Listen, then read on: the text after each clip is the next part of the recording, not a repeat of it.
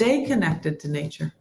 We're part of something bigger that we know so very little about. I mean, I've studied the science, I've worked on these issues nationally and internationally for 30 years.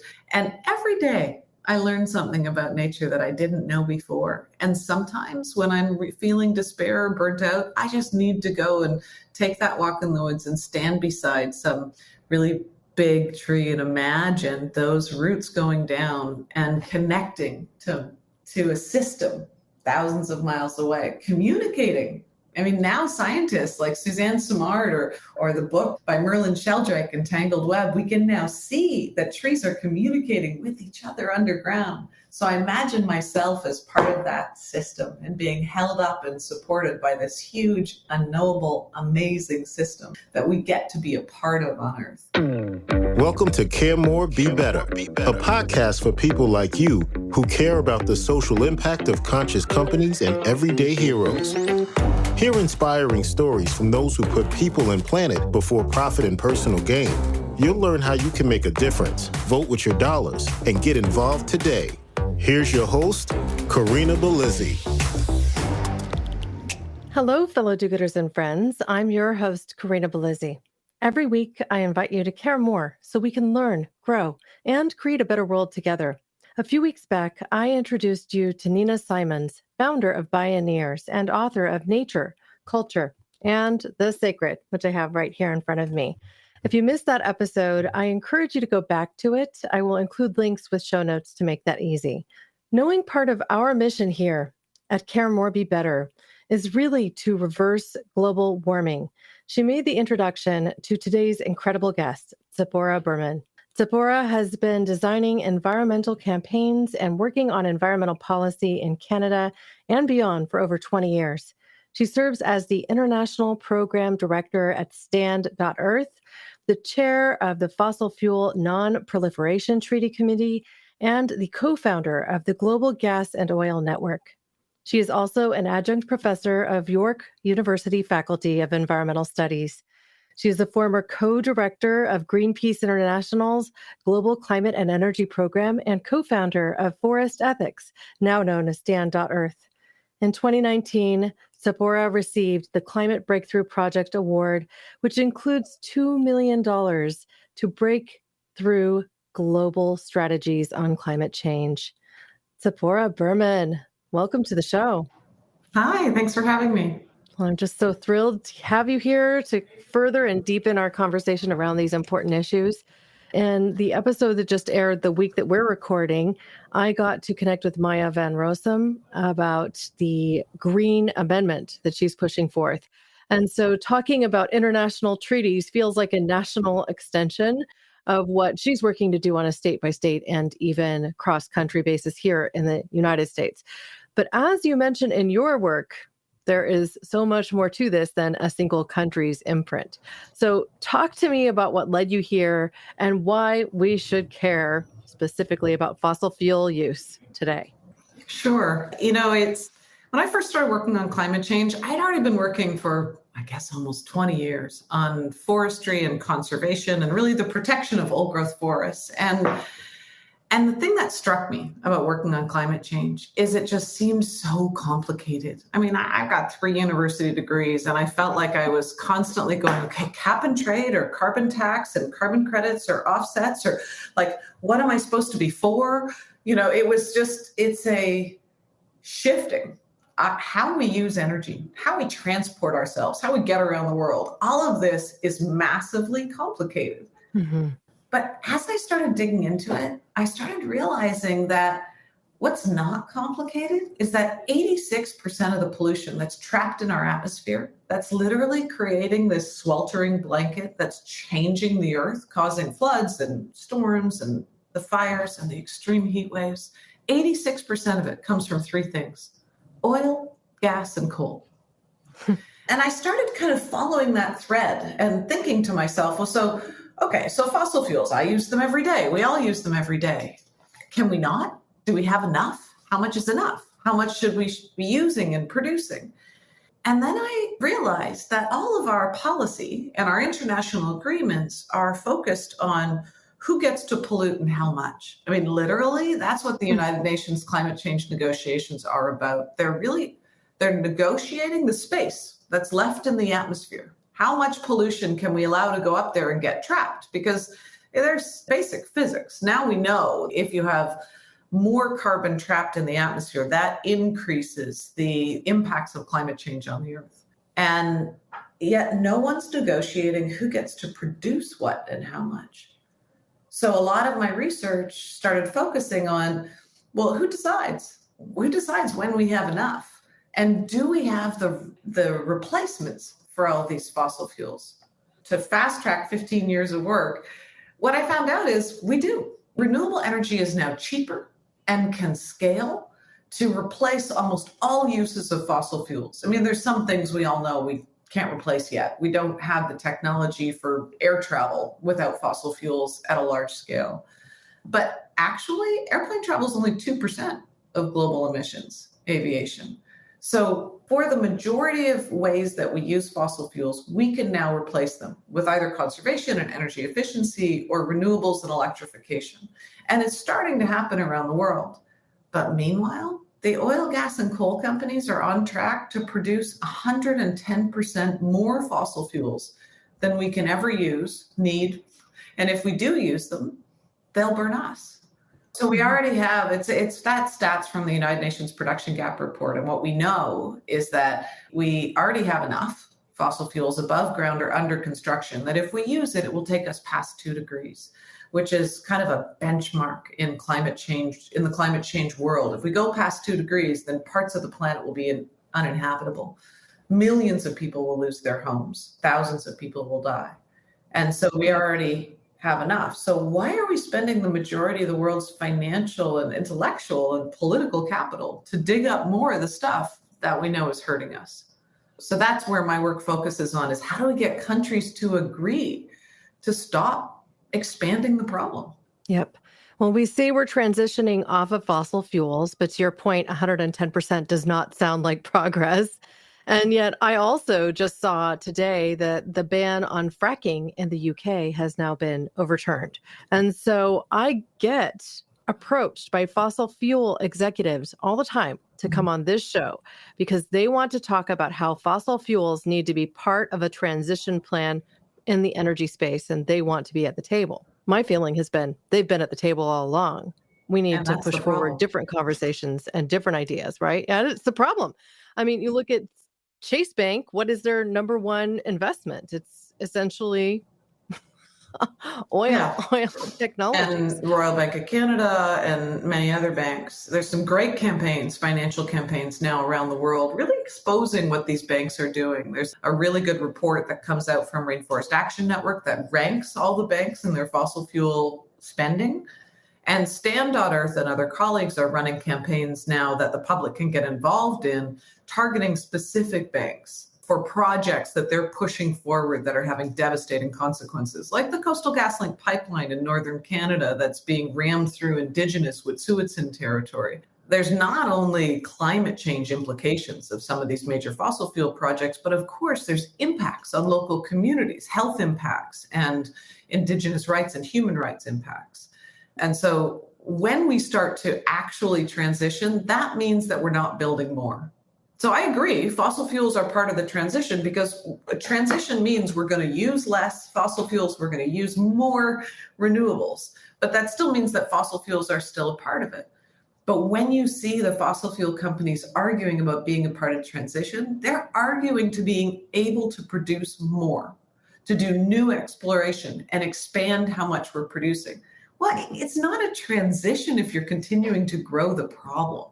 And they have such incredible political influence and power that they've really distorted the conversation around what needs to be done about climate change. And they've made individual consumers feel guilty because maybe you don't have enough money to buy an electric car yet, or maybe you could never afford an electric car and you're taking transit and that transit is fossil fuel based, or maybe your heating that comes into your house is gas. You don't have the capacity yet to switch to a heat pump. Then people start to feel guilty, so they don't oppose fossil fuels. But the fact is, we need system change, not individual change. I mean, of course, it's important for individuals to try and do everything we can. But I often think that we've forgotten to think of ourselves as citizens and voters, and instead we just think of ourselves as consumers. And that's what the big oil companies Refer to want us us that to way. do. Yeah, that's right. Exactly right. They say, oh, well, track your carbon credits, buy flight credits, do this, do that. I mean, ultimately, it's consistently putting it right back on us. And this whole concept of even carbon footprint really came forward because of what? The work of BP, British Petroleum, right? Exactly, because they wanted it to not be something that they were responsible for. They wanted the Right. fossil fuel companies tried to push the responsibility onto the consumer through public relations campaigns like the carbon footprint. And they also wanted to cast doubt about whether climate change was happening. And they were successful in doing that for about 20 years. And that's now been extensively documented through the Exxon New campaign and through great research like is being done by Naomi Oreskes and others. Yes. Well, unfortunately, there are still plenty of climate deniers out there.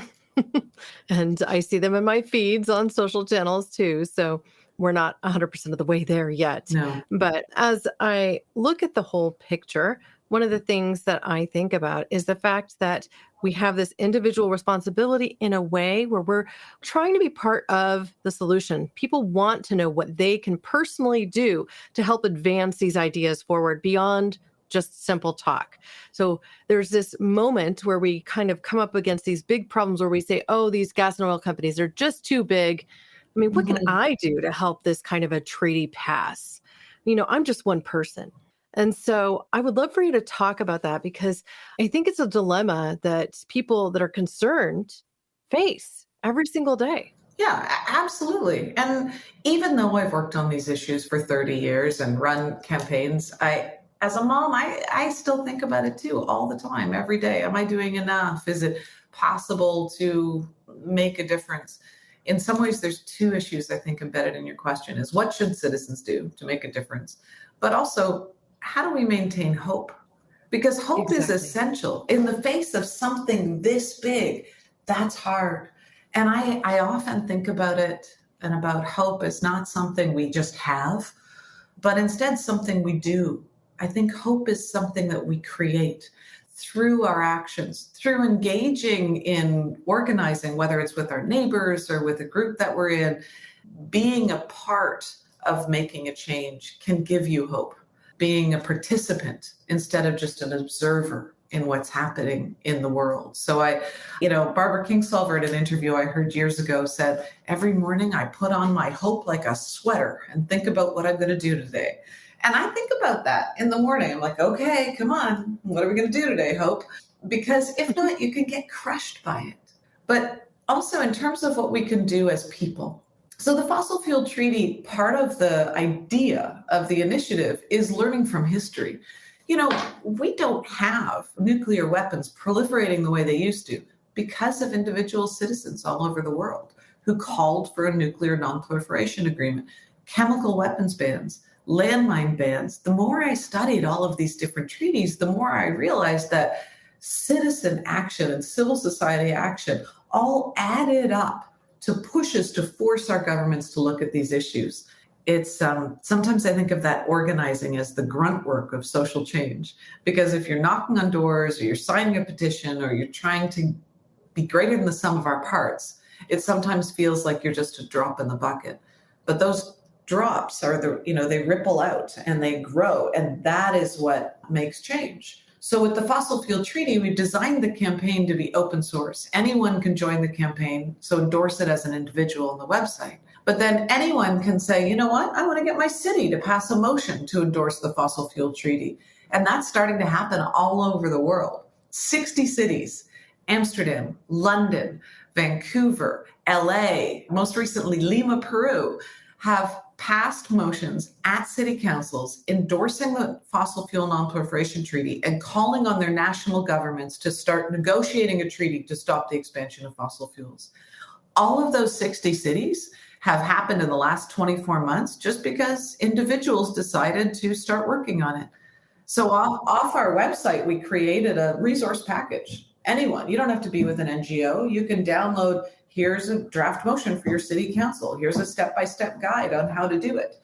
So you can get involved with getting your city to endorse. You can get involved individually. You can get involved in some of the events that we have. And most good climate campaigns will give you that access. You're not just signing a petition, but you're actually figuring out, okay, what if I had a couple hours a week to organize? I'm going to commit those hours just like I would to a job and start organizing. Well, to that point, I wonder if you happen to know whether Palo Alto, California is on that list yet. I don't actually. I would have to check the list. But everyone who has endorsed 3,000 scientists, Nobel laureates, cities, etc., are all on the website, fossilfueltreaty.org. So you can scan down and see whether your city or your state, some states are, Hawaii was the first state this summer to endorse.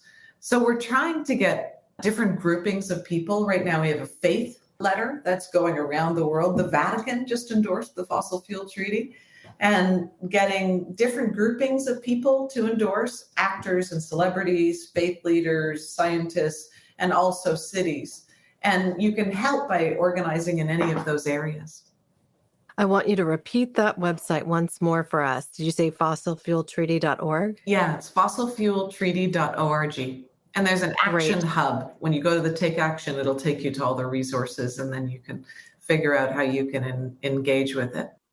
I love that. Well, I happen to be connected to somebody, Matt Schlegel, who is running every Monday. He speaks to the Palo Alto City Council and uses his 3 minutes to do what he can to push for change there. And then is organizing weekly meetings on Fridays where he connects with thought leaders in the space or just other activists that are trying to learn what they can do. So my plan is to actually join up with him because it's only about an hour away from me, learn the things he's doing, and then replicate that here in Santa Cruz County at the Santa Cruz City Council so that I can, learn from someone who's already in the weeds with it, because I think sometimes that's what gets in the way. And so one of the things I'm going to be doing on this podcast as part of this whole concept of Fridays for Future is sharing my journey in short, maybe 5-minute episodes, could be a little longer, and how that I'm activating in this way. So if we haven't, as Santa Cruz County, signed on, and if Palo Alto has not, perhaps I can be a part of what pushes that movement forward. So fantastic. And cities play a really important role historically in getting national governments to do things, but also the majority of people live in cities. The majority of climate impact is in cities. And so there's another sister program that I've helped create at stand.earth called Safe Cities. And the SAFE stands for Stand Against Fossil Fuel Expansion. And the Safe Cities program is looking at what power and jurisdiction or authority do cities have to stop the expansion of fossil fuels? And what are the best laws and policies that we're seeing being put in place around the world? So we've created toolkits for city leaders to look at so that they can say, oh, Santa Cruz did this, or London did this. We should try that here. And really creating kind of buckets of policies and networking cities together to encourage them to do this work. And also providing resources for community members to lobby their city councils for those policies. Because it's one thing to endorse a fossil fuel treaty and try and encourage your federal government to do the right thing. But what are cities doing within their own boundaries? And that's where the Safe Cities program comes in. Wow, really great. Now, you mentioned something earlier about an individual who, let's say, they can't afford to put the heat pump in yet, or they don't have the money for an electric car, and they're still driving an older gas vehicle. We know that Gavin Newsom has said that by 2035, no new vehicles in California that are sold will be gasoline fueled. So these are all kind of movements in a direction, but at the same time, we're now in this position where we have to allocate and get the rare earth minerals needed to build all of these battery systems. Mm-hmm. And so some argue that we're potentially kicking the can down the road, that is going from fossil fuels to another resource that is also limited. So what do you say to that whole concept? And I mean, I also realize cars are becoming, as we continue on, the fossil fuels. I mean, gas is expensive, right? Mm-hmm. People are having to pay that now. And also that electric cars are becoming more reasonable. There are more reasonable options than a Tesla, let's just say. Yeah. So the overall, I think, is really a question around resource management and what is truly going to be best for Earth long term. So there is no question that electrifying transportation is better for the Earth long term for a couple of reasons. First of all, our priority has to be right now how much carbon is entering the atmosphere. Because we're already today at about 418 parts per million of carbon trapped in the atmosphere. It's trapped. And we haven't, as a society, as a species, figured out yet how to sequester enough carbon from the atmosphere to reduce that number. And as that number goes up, the Earth heats up. There is undeniable evidence of that now. We're experiencing it, and so many millions of people are experiencing it right now around the globe, especially in the heat waves in California and China, and especially the floods in Pakistan. So we know that's true. So that has to be the priority, is in the short term, ensuring that we reduce the amount of carbon in the atmosphere. We know that the electrification of transport is one of the most important ways to do that. And so in the long term, as we start to electrify both public transport and cars, then we're going to shift one of the largest sources of carbon going into the atmosphere into a grid and a system that can be renewable. So right now, not every place is feeding their electric cars or their electricity with renewable energy. It could still be coal or gas, but as that's shut down, it can move to renewables. So that's a better system. But you're right, there's no free lunch.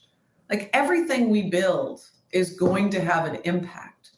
The question is, can we do it in a different way that is sustainable? And I'm pretty excited about the new research and new evidence on circular economy. So how much of those metals do we already have above ground, above the earth?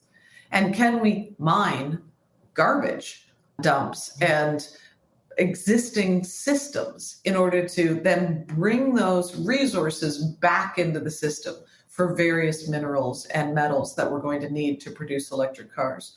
In the long term, the circular economy is going to be the most sustainable.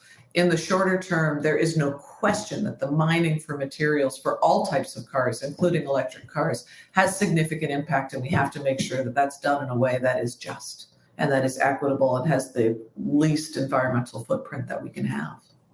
Well, then I think we get to the same questions about climate justice in a way, because we tend to extract minerals from different areas around the globe, impact communities without giving, let's say, a fair share of profit even to the individuals that are affected by the mining in their areas, and, sell the rights for mineral mining out from under people. So, it's terrific. And we're ignoring, in a lot of places, Indigenous rights. Indigenous communities are not having a say in the decision-making, even though that's where they live. And so it's, these are complicated questions. Right. But we know now that there is a way to do it better. And that means ensuring free, prior, and informed consent of Indigenous peoples. It means designing a project ahead of time so you're ensuring you're protecting waterways. Right now, even in Canada, we have mineral development where the tailings are stored in the rivers. So when I looked at an environmental assessment for one of these projects, and I read that the minerals, it was actually for a gold mine in Ontario, Northern Ontario, and I read the tailings, and tailings mean the toxic outflow of the minerals, of the mining process will be stored in the river. And I thought, what do they mean they're going to store it in the river? And what it literally means is that there's just big pipes of outflow into the rivers. And the idea is that the toxins and minerals will just settle in the rivers. But so we're sending high amounts of chemicals that are carcinogenic, that cause cancer, into freshwater systems, even in Canada. There is no question that the mining systems around the world need to be changed and are broken.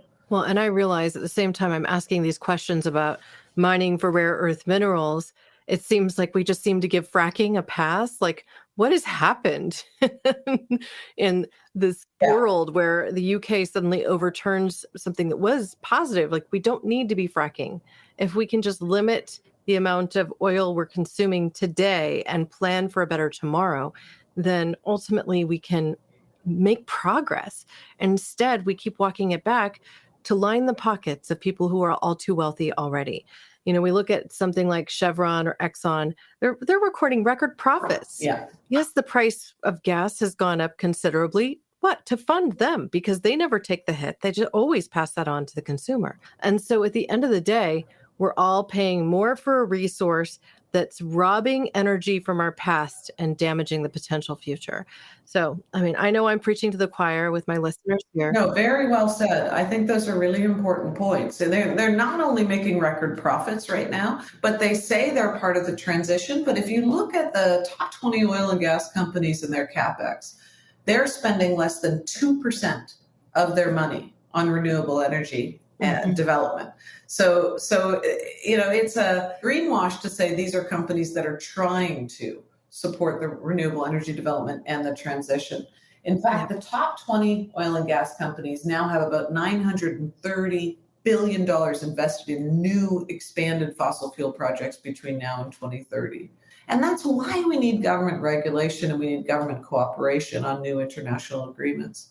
But I think that we're not going to get the government standing up to big oil, and we're not going to get those new international agreements unless all of us make an effort to make sure that our elected officials know that we'll support them if they make the hard choices, but that also there'll be consequences if they don't. That they know that climate change and climate policy is a priority. And if they ban fracking, if they say no new fossil fuels, we'll support them in doing that. And if they don't do it, we'll vote for someone else. We have to make it a political issue. And that means, for some people, if you're open to it, it means dusting off those placards and marching in the streets with our kids and showing visibly that we care. Well, frankly, that's what it will take to actually have the change happen. Now, there are examples in the past where we were able to have monumental, really important legislation pass through Congress. I can think of one in particular, the DSHEA Act, the Dietary Supplements Health and Education Act from 1994, right? In the health and nutrition space, consumers were concerned that their rights to vitamins would be stripped from them, basically as drug companies were trying to write the law in such a way that you couldn't offer these products anymore, that you would have to go to a drug for all sorts of nutrient-related things that could support you, especially in the space of herbal constituents, herbs and things along those lines, right? And what happened in that case was we got more letters to our legislators than they had seen since the Vietnam War. Wow. And even more than they saw during Vietnam. And so if you think about that, that was a monumental effort on the part of regular people, of people like you and me. But it feels like in today's world, because we've made it so easy to just send an email or click a button to sign a petition, that for some reason has a little bit less weight today, because it's the loud minority that gets the attention in media. It's the loud minority that gets the attention when it comes to things like protest. And in some areas, we're even seeing protest rights are being taken away from people, where you're told you can't gather and you can't gather at these specific times. It becomes more and more challenging. So if we do not exercise our rights, if we do not exercise our rights of free speech and also of protest, suddenly these things could erode away. And so I personally am of the mind that we should seek to gather more, be willing to get those placards out. Absolutely. And in addition to sending all those emails and clicking all those petitions and hoping that it may have some modicum of an effect. Yeah, I totally agree. That is the basis of a functional democracy, is our ability to organize, to influence, to have the information and transparency that we need to engage in these issues. And increasingly, it's clear that we have to demand that. Yes. Now, as we prepare to wrap, I like to ask a question of all my guests, which is simply, if there's a question that I haven't asked that you wish I had, what might it be? And if you have one, you can ask and answer it. Whew, okay. Well, it's funny. Most people don't talk about hope. Actually, no, I know the question. A lot of people lately, especially students when I lecture, are asking me, how are you still doing this after 30 years? And I think that is important for people. How do you avoid burnout? For those of us who care more and want to be better, it can be overwhelming. These issues are big. They're intransigent. There's a lot of them. And so my answer to that is Three things. One, always set your goals and specific goals around what you're going to engage in and what you want to achieve by engaging in it. Like if I say to myself, I'm going to solve climate change, I am set up for burnout and fail because one person cannot solve global climate change. But if I say my goal in these next 6 months, I'm going to focus my efforts on helping build faith leader support for the fossil fuel treaty. And if I could get 100 well-known faith leaders in these 10 countries, so I try and get as specific as possible, and then I work on it. Because then if you can achieve those objectives, it'll empower you to do more and empower the people around you because they see change. Well, and by doing that, I'm impressed with the Vatican piece because that will be like a chip, that falls and then pushes another one over. Exactly. Yes. Exactly. And because you've had that focus, you also get this benefit of people talking about your work to other people they're connected to that are also in that space. And so if you stay focused on it, then you're going to have more of those chips fall where you want them to. Oh, exactly. I love that. I know you said three things. So the first, set some specific objectives and clarity on what you want to work on that you can achieve change in a specific time, because that will keep you going. Secondly, don't forget about the yoga or the meditation or the walks in the woods, whatever it is that you need to do, going and playing Lego on the floor with your kids for a couple hours a day. Every day, we all need to take some time to use those other parts of our brain to find joy. I had some students the other day who said to me, but how can we find joy in the climate era? We're either working on this stuff or we try and get blottoed. And I thought, if we don't find joy and appreciate life and remember what that feels like, then we're only bringing anger and despair to this work. And that's not going to be very inspiring to create a bigger tent. And it's not going to keep you going. And then the third thing is stay connected to nature. We're part of something bigger that we know so very little about. I mean, I've studied the science. I've worked on these issues nationally and internationally for 30 years. And every day I learn something about nature that I didn't know before. And sometimes when I'm feeling despair or burnt out, I just need to go and take that walk in the woods and stand beside some really big tree and imagine those roots going down and connecting to a system thousands of miles away, communicating. I mean, now scientists like Suzanne Simard or the book by Merlin Sheldrake, Entangled Web, we can now see that trees are communicating with each other underground. So I imagine myself as part of that system and being held up and supported by this huge, unknowable, amazing system that we get to be a part of on Earth. And having that connection to nature is one of the things that can keep you going. Well, I think it changes you. I think it changes you for the better. And the reality is, by becoming more disconnected from the sense of nature, it's so much easier to take it for granted. I feel the most empathy, I think, for those people that live in big cities with a lot of cement and not a lot of trees and networks of trees around them. I would just counsel people, if you can, just play in the dirt a little bit, because there's even something that's therapeutic about getting your hands in the soil, growing something and watching it fruit. I mean, all of that is really incredible, even if all you have to do so is a potted plant in a container on your windowsill. Yeah. There's some mystery and amazement if you actually spend the time to stare at a flower and imagine how it was created and how complex it is, right? Those are lessons from some of the most ancient traditions in being connected to nature. And now some of the health professionals and doctors that I'm working with around the world are saying that there is evidence that 5 minutes in nature a day, let alone 20 minutes, will actually change your mental health. And there are some places where doctors are now prescribing a 20-minute walk in nature once a week in order to impact mental health issues. So spend some time in nature, find joy and relaxation, and then also just try and work on some pieces that you're going to be able to see outcomes in the next while and identify those near-term objectives. And that will keep you going. Some people get overwhelmed by this work. It's so hard. I feel so lucky to be doing this work every day, to get up in the morning and be able to work on what keeps me up at night. That's a gift. Yes, it certainly is. Well, thank you so much for your work, Tzeporah, and for joining me today. This has been my honor and my privilege. Thanks for having me. To connect with Tzeporah Berman and her important work combating the fossil fuel industry, visit stand.earth. And as we mentioned today, if you want to actually push for change in your neck of the woods, go to fossilfueltreaty.org. There you can find resources to even take to your city council meeting. They tend to meet weekly. All it takes is figuring out exactly when and using the 2 to 3 minutes that they will give you to talk to them in person.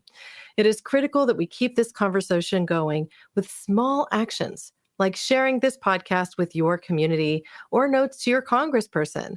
There is hope after all, and we can all play a role in resolving our climate crisis. I'll be sure to include links to the website for stand.earth and also fossilfueltreaty.org, social profiles, and also the episodes and resources that we discussed today with our show notes. If you enjoyed today's conversation, please subscribe and write us a review. All of this helps more people discover the show.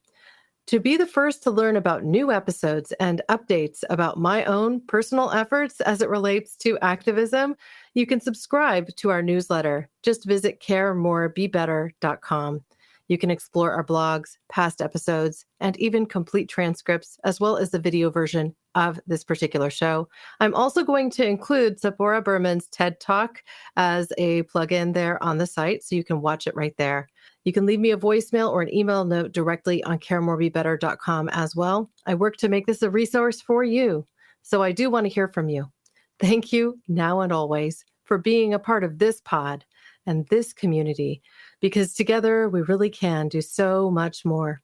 We can care more, and we can be better. We can even pass that fossil fuel treaty in multiple countries around the globe. It's time. Thanks for listening to Care More, Be Better, a podcast for social good. To make sure you never miss an episode, subscribe, rate, and review wherever you listen to podcasts, and share with your friends to help us reach more people and spread more social good.